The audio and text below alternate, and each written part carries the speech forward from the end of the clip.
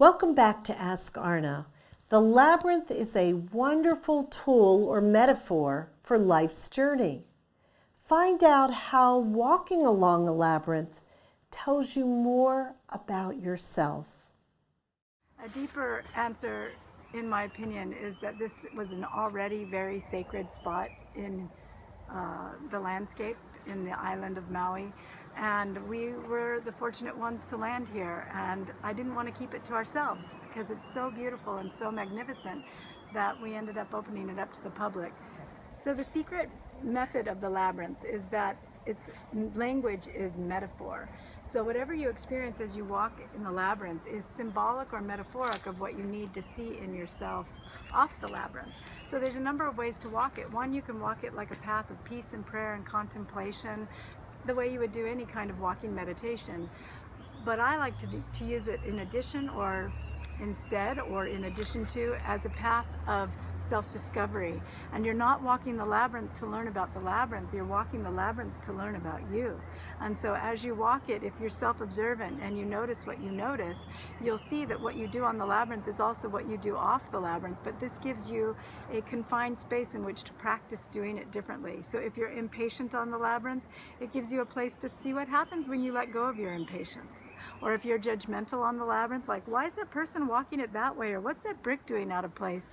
You're probably judgmental off the labyrinth. And if you're full of self-doubt, am I doing this right? Am I going too fast? You're probably full of self-doubt off the labyrinth as well. So it gives you an opportunity to see what you do and then make decisions as to whether it's really serving you or not. And ultimately brings you into a place of being present, connected to your authenticity, and able to access the resources within you for managing all the things around you. So for me, the labyrinth is a perfect metaphor for reminding us that we need to bring ourselves back into the center. And I call accessing our soul so that we can access solutions to all that goes on around us. And Einstein said, you can't solve problems from the same kind of thinking that created them. So when we create problems from the drama of the ego mind, and then we try to solve problems from that same kind of thinking, we get spun out and we lose our way. And if we simply stop and drop in and find our centers, find our authentic selves, and connect to that soul aspect, we then see a complete different perspective on what's going on around us, and we bring forth different tools and skills for managing all of that. It's the different mindset that Einstein was talking about.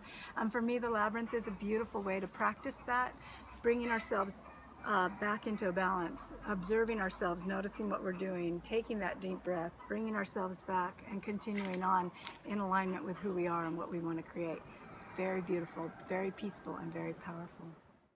As you can see, visiting a labyrinth can bring a lot of information about parts of your life that need healing. So I encourage you to find a labyrinth and enjoy the process.